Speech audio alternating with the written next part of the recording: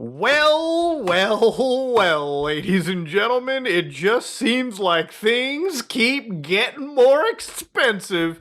I didn't expect to kind of make this video, but I saw this thing from PlayStation starting April 2nd, 2026, literally a few days later. They're deciding to jack up them PlayStations again. I think this is probably the worst generation of PlayStation that I've actually seen. We started in 2020, during the whole pandemic thinking, all right, you know what? New PlayStations are coming out. Things were kind of expensive back then. I believe the PlayStation launched at like $500, like flat. And now if we look at the actual price for it, $649 American. Now, of course, if you buy that digital edition without the disc, that's about $600 now. The Pro? $900 fucking dollars now in the United States. Now, I want to just show you how bad things can end up actually being. So if you live in Canada land like me, this is what a PlayStation 5 Pro costs. Apparently it's selling fast because it's currently $959 Canadian. Almost $1,000, by the way. Actually a fucking $1,000. Because you gotta pay taxes on this bitch. It's not like you can cheat the tax man. Okay, you have to do that. Now, if you do the price hikes and you actually calculate the price for it, I guess we're looking at about 1,200 Canadian dollars. That's the 900 US converted to the Canadian dollars. And again, that's pre-tax, bitch, because you can't cheat the tax man, okay? The tax person is like the mafia. If they want your money, they're gonna get your money, okay? Simple as that. Now, of course, obviously, there's gotta be a reason for this, Muda, and there is, okay? So, with continued pressures in the global economic landscape, shit's fucked these days, okay? It is. They're not joking at Sony. I was out there driving, and what's funny? If you look at gas prices, so in Canada, the average gas price is like $1.65 where I live per liter. Now, Americans would probably be like, whoa, that looks cheap. No. A liter, okay? I think there's like, 3.75 liters to a gallon. So when you do the actual price conversion, it's like $4.50 American, okay? And mind you, this is $1.65, I believe. Is this with the taxes or not? What doesn't matter? It's expensive, okay? It's pricey. It's a lot of fucking money. So yeah, obviously I can understand what PlayStation's saying. We've made the decision to increase the prices of the PlayStation 5, the Pro, and the PlayStation Portal. The tablet with the controller on the side. Oh man, even that's going up. We know that price changes impact our community. Yeah, of course. Absolutely. After careful examination, we found this was a necessary step to ensure we can continue delivering innovative, high-quality gaming experiences to the players. Now, I think it's hilarious coming from companies this generation where it feels like more layoffs, more shit has been shut down. The whole remaster culture surrounding video games has exacerbated to the point that it really honestly feels like we're not getting as much new gaming experiences compared to what we probably would have gotten with a similar generation in a similar time span. That's not to say gaming sucks. I think really what I'm trying to say here is the reason to purchase a fucking PlayStation or an Xbox or really any console has dramatically dropped to the point that because there's really no reason, right? There's really no reason to lock yourself into a vendor like PlayStation, who, by the way, charges you money to even play some of your multiplayer games online. Like, you buy a game like Battlefield, bitch, you better be buying the subscription service to even play that game online. You want to play some classic video games? You can't just stick one of your old PlayStation 2 discs and download an emulated version off their platform, or even use an on-device emulator. You might have to consider paying them extra money on top of your monthly subscription to even stream classic games, to stream their Game Pass-like equivalent experiences. I mean, we're at a point where these systems, which I believe kind of started off with the business model of we'll take the loss on the hardware, and maybe they are kind of still taking the loss on the hardware if you look at the actual prices, but then we're going to make up the money with gaming experiences, maybe subscription fees, and that's pretty much what it comes down to. So I looked at gaming computers with like my local store, Canada Computers, that I go to for pretty much most of my computer needs. Some people think that I'm like sponsored by them. I'm not. I literally just use this computer store. It's either this, it's either Newegg, it's either Memory Express, or whatever other Canadian vendor you have, okay? The point is, no matter who you go to for computer hardware, okay, you're basically spreading your ass cheeks because you are getting financially fisted. But I looked at the pre-built gaming computers, and for like $1,099, you're getting a Ryzen 7 5700 and RTX 3050, 16 gigabytes of RAM, and that's like, wait, what's the difference between the open box and the regular? Why is it the same price? Wasn't the open box supposed to be cheaper because it was open? But again, obviously for a gaming computer that you probably actually want to get, right? You're looking at prices around like $1,600, $1,700. And to be honest with you, like comparing this to like a PlayStation, I would still actually consider this to be a better deal because you can actually do a lot more with a gaming computer versus like a $1,000 box that literally can only just play video games. That's one of the things that I kind of don't like about modern gaming systems, simply because I feel like the actual value purpose for it isn't necessarily there. I skipped out like a couple weeks ago talking about something called Project Helix, where Microsoft was making their next generation of Xboxes, but they were also making these kind of like hybrid computers and gaming consoles where if you wanted to install Windows on this and use it as an actual gaming computer, you apparently can. And honestly, like, even though that this is also probably going to be expensive, because again, you have to understand the actual cost of the parts that are required to produce these gaming consoles have jumped up. And again, it's no joke. If you look at the actual cost for some of these RAM prices, like a DDR4 stick, 2x16 gigabytes of RAM, if you look at the Canadian prices back in June 2025, you were looking at somewhere around like $100 to like $120. That same stick, that same kit has jumped up to the point where it's now above $400, okay? 4 times basic price increase. So I can understand why PlayStation has decided to jack up prices. In fact, I'm not going to deny it. I would probably have expected, based on this graph, that it might jump even higher.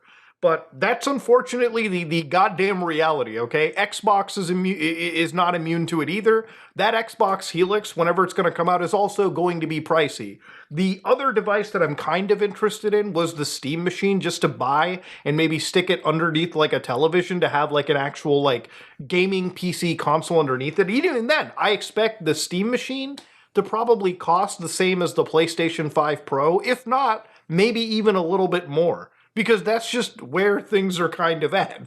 I was looking at even game prices too, right? Like, even games like Pokemon Pokopia, which I'm not particularly interested in, but I saw everyone giving it like rave reviews. In Canada, that $70 like American just goes to like 99 Canadian, pre-tax by the way, because the tax man's still gonna want their fucking cut, okay? They're like the mafia. It's like Tony Soprano. If he comes in knocking for that money, you better give him that money. You know what I mean? But that's already up there for $100. Like, I don't know if you've been following this too, but even Netflix, Netflix, who, by the way, has had probably the worst content drop that I've ever seen in regards to any streaming platform, has decided to jump their prices up just a little bit more. Maybe by like $1 or $2 across every plan, but it's still like $1, you know? It's like boiling the frog. You raise it a little bit. Just a little. Maybe people don't notice. Maybe people are too lazy to fucking get out of there and quit their streaming service. But yeah, everything across the board, not just gaming, has kind of risen up to a point where I just don't see how sustainable any of this market is. Going back to things like PlayStation, when I look at things like PlayStation 5 only video games, there are only 23 titles that apparently have just been recorded. And again, this is just Wikipedia, but you can see right over here that games like Astrobot, it's probably the only game worth getting over there. Playroom, I'm not going to count. That comes with the actual system, and it's mostly just a tech demo game anyways. You've got games like Demon Souls 2020, which again is a pure remake. You could probably just play the original PlayStation 3 version in a fucking emulator and get the same effect, the same thrill out of it. Games like Destruction All-Stars, which I believe is just a live service game. I don't even know if that's even alive. Ghosts of Yotei, God of War Sons of Sparta, God of War Trilogy, not out by the way, Intergalactic, not out by the way, Marvel's Wolverine, not out yet by the way, and of course the further you go down over here you can see that games like Saros, which is just Returnal extended again, and then of course The Wind's Rising. So you have to look at this and think, is this a good library of games to go down into and purchase an entire system? Or maybe is it time that, PC gaming, which used to be generally more expensive, and I'm not going to deny it still is more expensive, but I feel like with these new prices for the PlayStation, at what point is looking at a PlayStation for $650 when you have to factor in that every single game that comes out of here is going to also cost you like a full $60, $70 as well too. And now they've started allegedly doing like regional pricing. So they're trying to optimize how much money that they can gouge out of you. Then you have to pay for subscription services to play online, or maybe even do some fucking backwards compatibility, which by the way, can I just say how much of a scam it is with modern commercial backwards compatibility when you've got projects like Shad PS4, literally I'm showing you right here on my actual screen. You can install games like Bloodborne right here, hit play, and you can play these games basically up to 60 frames per second on a modern computer. Actually, you know what's even funnier? You can even emulate this thing on the Steam Deck, for crying out loud. Some of these emulators have gotten that performant. Now, of course, you could play Bloodborne on a PlayStation 5, but I mean, if you want to rock it up to 60 frames, you can't even just go into your console settings and modify stuff or even find a way to hack that in. A lot of these consoles come basically as gimped computers anyway, so if you're going to spend that kind of money anyways, if you're going to put shit on Klarna, you might as well put something that has more capability on Klarna and call it a day, which is one of the reasons why, I think at this point, if anybody's going to recommend things like gaming, you might as well just recommend them a PC, because at least with PC, you get everything across the board coming to it. Literally the only product on PlayStation that I think actually matters to me right now, this year, is Grand Theft Auto 6. If GTA 6 was dropping on Steam day one, I probably would just buy that game on PC day one anyways. Because even when it comes to PlayStation, a disturbing trend that I've started to see, even on PlayStation, and it was kind of on there, was something that I saw with Crimson Desert recently, which is the reason why I bought the game on PC. Normally I buy a lot of my games on physical disc because I like to own the 1.0 versions, but even looking at PlayStation, they basically had a pretty big budget release come out without being completely on the disc anyways. And, when I start to look at other games too, especially from, manufacturers like Xbox or Microsoft release similar broken builds, one of the things that does have me kind of worried is that in the future down the road, maybe even Sony's going to go out of their way and try to phase out physical media even further. And honestly, if they do that, if they really get away with that, then sticking to the PC is basically the only, platform that I can really promote. Because if you're not going to be able to physically own your titles, but you're getting all the downsides of digital ownership, especially when it comes to these consoles like Xbox or PlayStation and even the Switch, you might as well, again, I'm not even joking, strictly switch over to the PC at this point. I think this is probably one of the most harrowing things I've seen. Usually by now, gaming consoles are supposed to get cheaper, right? It's funny, at this point, 6 years into the lifespan, if you were looking back in the days of the PlayStation 2, it'd be like, hey, the PS2 Slim dropped with a price drop, and it actually, is great. By this point, the PlayStation 3 Slim would be out. The PlayStation 3 Super Slim would be out. By this point, the PlayStation 4 Slim comes out. And again, the PlayStation 5, I think Slim does exist, but the prices have just generally raised. And there's really not much of a reason, I think, to go out and actually get these devices. I understand why PlayStation raised it. I get it. They're a fucking business, and everything is expensive across the board. And I can understand why Microsoft decides to raise Xbox prices. But when we're getting to a point where console prices have reached $1,000, it's getting really tough to recommend this to anybody out there, And I think the amount of people that are just jumping at the bit to buy these things before the price hike on April 2nd, maybe it's coordinated by Sony. Maybe they want to just sell some product. But honestly, that's a conspiracy theory too far to even entertain. Look, at the end of the day, shit's getting fucking expensive. Way too expensive.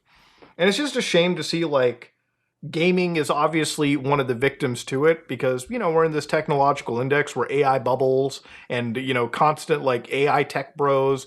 It used to be the crypto bros made graphic cards really expensive, but now the AI companies have made every single product expensive. I was reading the other day that even processor shortages are about to be a thing. So you've got RAM shortages, SSD prices through the fucking roof, GPUs are effectively non-existent, in terms of actual innovation anymore. And now we're getting to the point where even the processors that we're using, even they're all being targeted.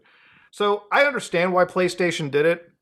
Unfortunately, the price hike makes it so that recommending to buy it is just no, like not happening at all. PlayStation, everything is getting fucking expensive. It's the unfortunate reality we're in. But anyways, I think $900 MSRP for a PlayStation 5 Pro USD, by the way, is laughably the stupidest thing that I've fucking seen. But yeah, I don't know. Kind of wanted to talk about it because what's happening, man? What's happening? Anyways, I am out.